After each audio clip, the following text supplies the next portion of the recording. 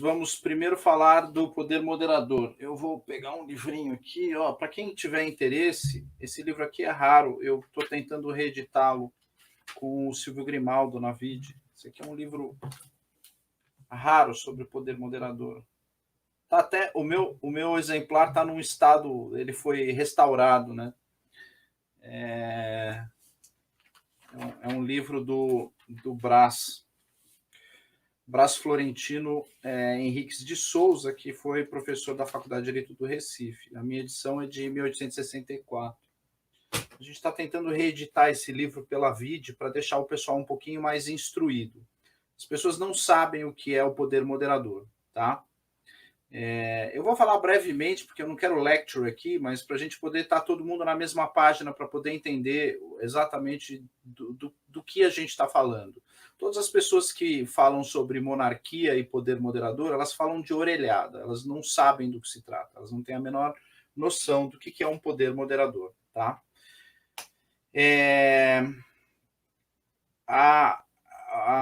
A monarquia brasileira foi criada num contexto de reação ao bonapartismo. Tá? O bonapartismo foi um regime despótico, tirânico. Ele simplesmente estica a corda da Revolução Francesa ao máximo, ele, que eu digo, o Napoleão Bonaparte, uma espécie de anticristo, um dos maiores ditadores da história da humanidade. Eu tenho profundo desapreço pelo Napoleão Bonaparte e tenho verdadeira ojeriza pelo que ele fez pela história. E tenho muita apreciação pelo Dom Pedro I. Para mim, o grande herói brasileiro é Dom Pedro I, porque ele foi capaz de reagir, sob o ponto de vista intelectual, àquilo que foi feito pelo Napoleão Bonaparte, né? Eu falo disso nos meus cursos de corrupção da inteligência jurídica. Então, o que ele fez? Ele criou um sistema constitucional. Você não tinha sistema constitucional na época, o sistema era ordenativo, então era o chamado ancien regime, regime antigo, e totalmente eivado em normas de direito natural. E você tinha as ordenações que davam um guidance, né, para que o imperador pudesse exercer o seu munus público. E ele era uma espécie de, digamos assim, pai da nação. Ele tinha os monarcas na época tinham uma responsabilidade em relação aos seus súditos. Né? O que acontece com o ancien regime? O ancien regime ele quebra esse elo de poder e o vínculo que existia entre a igreja e a monarquia. Essa quebra ela é recuperada pelo Napoleão Bonaparte em uma de suas medidas chamada concórdia. Tá? O Napoleão Bonaparte ele faz a concórdia para submeter a igreja ao Estado. É isso que ele faz. Tá? Então, ele coloca a igreja em submissão ao Estado. O Estado fica acima da igreja. Então, o Napoleão Bonaparte é um cara que, digamos assim, ele é protofascista. Não dá para dizer que ele é fascista, mas ele planta a primeira semente de fascismo plantada por Napoleão Bonaparte. A razão pela qual Karl Marx ele tem uma de suas obras para sedimentar o seu progressismo, né, e a sua teoria comunista em cima do 18 Brumário. É uma das obras mais importantes de Karl Marx, é a análise do golpe de 18 Brumário. Tá? Então, por que eu estou explicando tudo isso? Porque Dom Pedro I, primeiro Dom João VI, né, quando Dom João VI se move de Lisboa para a Bahia e depois da Bahia para o Rio de Janeiro e transfere a capital do reino para o Brasil, ele tem uma jogada militar onde ele congela a possibilidade de Napoleão Bonaparte efetivar o controle sobre Portugal. Portanto, Napoleão Bonaparte perde as guerras napoleônicas, as chamadas guerras napoleônicas, na Península Ibérica. Ele perde a guerra. Quem vence a guerra, as guerras napoleônicas na Península Ibérica, é Portugal. Tá? Portugal é que vence a guerra. Napoleão perde. Napoleão perde tanto na Rússia quanto em Portugal. Isso é inquestionável, é indiscutível. Tá? Isso é histórico. Dom Pedro, quando vem para o Brasil, o que ele faz? Ele fica acuado entre um antigo regime, o conservadorismo, e a necessidade de adaptar esse conservadorismo a uma ordem constitucional. A ordem constitucional ela é criada pela Revolução Francesa. A Revolução Francesa que cria essa ordem constitucional. Tá? Essa ordem constitucional francesa não se confunde com a ordem constitucional americana. Não misture uma coisa com outra. Tem um livrinho vermelho ali atrás, ó. Que lá é sobre constitucionalismo americano, tá?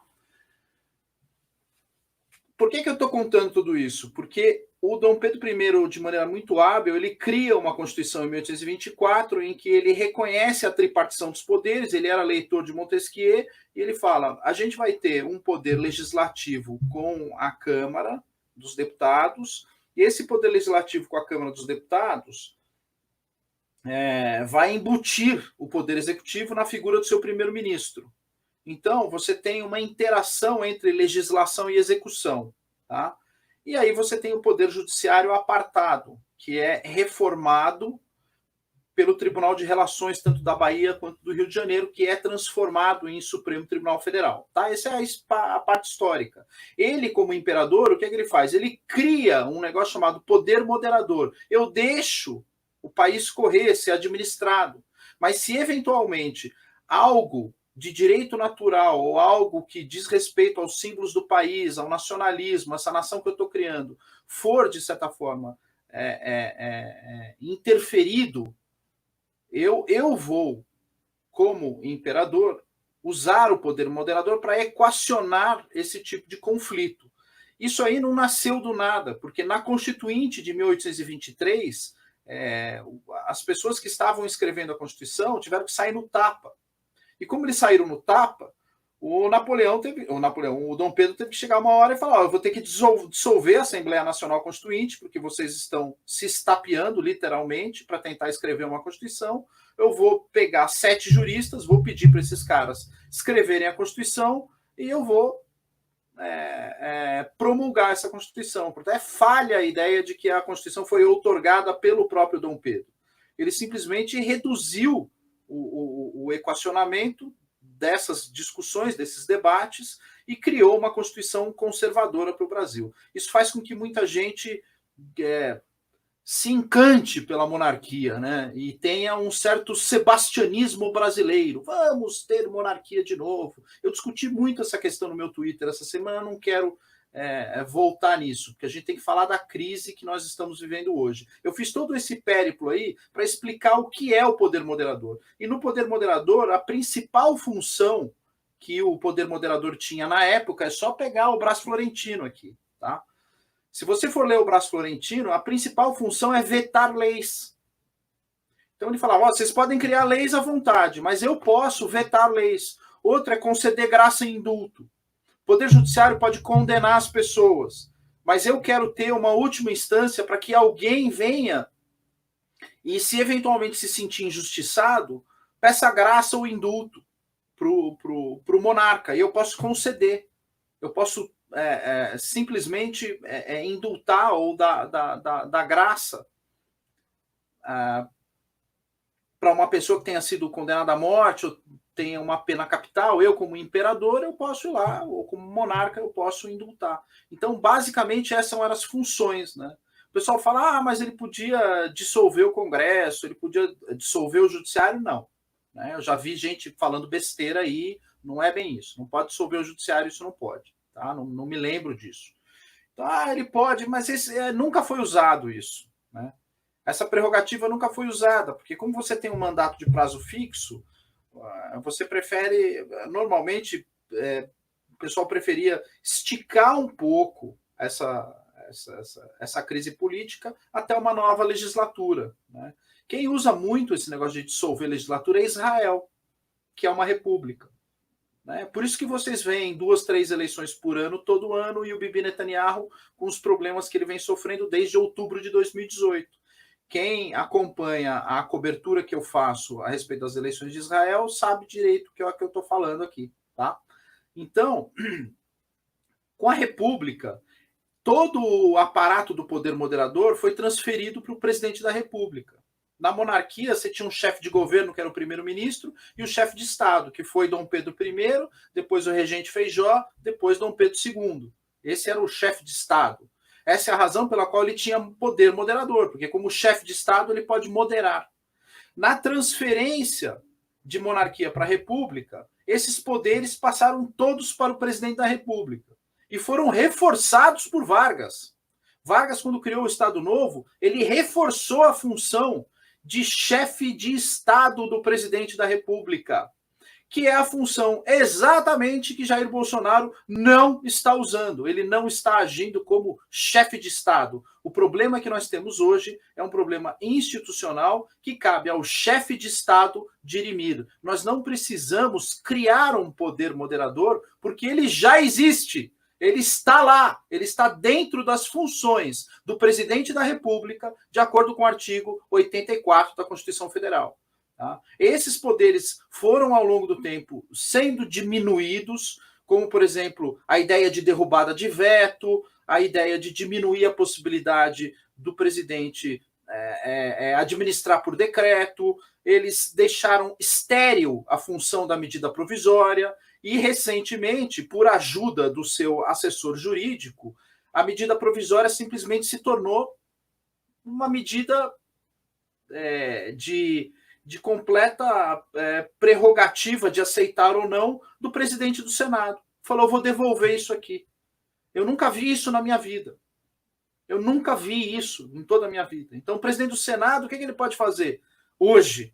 Ele pode pegar uma medida provisória e falar, eu não gostei, eu vou devolver.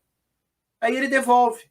E, enquanto isso, o assessor jurídico do presidente da República, ele fala que a medida está ok. Embora o Arthur Weintraub tenha feito uma belíssima thread no Twitter, advertindo a respeito não só dos problemas jurídicos, mas dos problemas políticos, a devolução da medida provisória causou um baita de um problema institucional para a posição de Jair Bolsonaro como chefe de governo, porque ele foi ouvir um assessor que não tem minimamente os conhecimentos adequados para estar na posição em que está.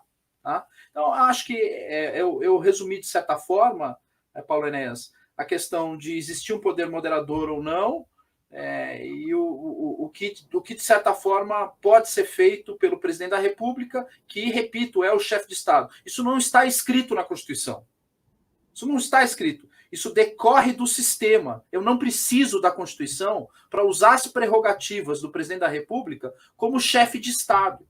Ele, como chefe de Estado, tem prerrogativas de dirimir conflitos de maneira externa. E como é que ele diminui conflitos de maneira externa? Ele usa, a diplomacia ou declaração de guerra. São os dois pontos em que ele utiliza suas prerrogativas como chefe de Estado. E ele também precisa dirimir problemas internos. Então, ele, como chefe de Estado, ele equaciona problemas entre poderes, porque ele é o poder executivo. Ele tem o gládio na mão, ele tem a espada na mão, ele tem o comando da tropa na mão, ele tem o fuzil na mão.